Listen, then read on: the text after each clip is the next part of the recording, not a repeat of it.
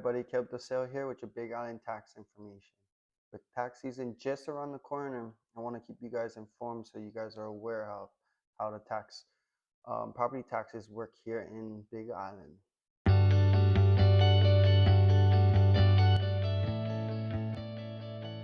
First, we'll take a look at Hawaii's property tax system in general so you have a better understanding of how it works here and if you're looking at the right information when you're doing your research. Every island here in Hawaii is a county, and every county has a different tax rate, a different tax classification, and a different tax system. So depending on where you want to move in Hawaii, you have to look at the county that you want to be moving into to see the specific tax rate that it has. They do vary, so you want to take a look at every county specifically and to see what their rate is and what the requirements are. So next we're going to look at the specific rate here in the Big Islands and a couple of other things you need to know to understand and see the difference between what the current owner may pay and what you pay depending on how you use the property. This is a breakdown of the tax classifications and rates for the county of Hawaii. This will be different from other counties, but it will give you a good general idea of how the tax rates here depending on how you use the property. Some things we need to understand. Number one is taxes are charged by county assessed value, not necessarily the market value, and sometimes that lags over the time with it being updated. So when the property sells and the value is updated, it could change the basis of what the property is taxed on. You have to see what the actual assessed value is of the property. So that can be deceiving because taxes are being charged on the lower assessed value than the property actually is worth. And later the assessed value goes up, you could be paying more in property taxes. The second thing to understand is that this table can be confusing.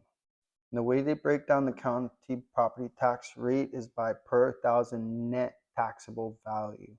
The easy way to calculate this is by changing it into dollar value into a percentage by moving the decimal point 1 point to the left. And that'll give you the overall percentage of the assessed value. So if you look here at the affordable rental housing, the number is $6.15 per thousand net taxable value. And you can change it to 0.615%, and that's an easier way to look at it and figure out the cost base on percentage. You can see the different classifications here on the table, but we are not going to go over all of them because most times you're not going to use them. Most people won't deal with commercial or industrial zone properties, so we are going to focus on the residential classification.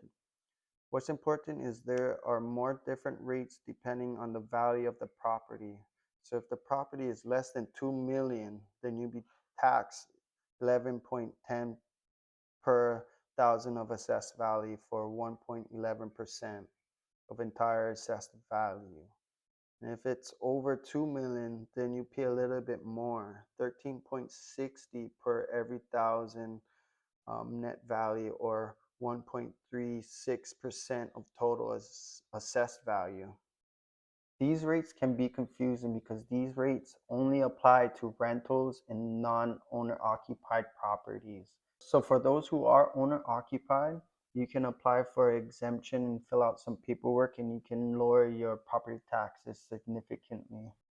So if the current owner is using property as the primary residence and applies for exemption, and you're going to use it as a rental or a second home, you'll be paying more in property taxes than the original owner. So for those who are going to use your property as a primary residence, you are going to have to do some paperwork after closing in order to get the lower rate.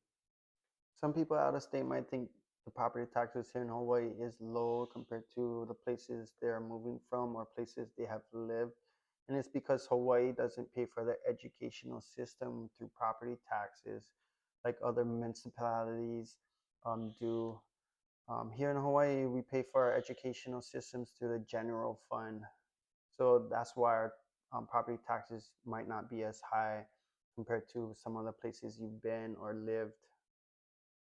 So it all comes down to how you're going to use the property, the assessed value of the property, and if you qualify and applied for the homeowner exemptions here in Hawaii. So that's it. I'm Caleb DeSale, and that's your Big Island property tax information. Aloha.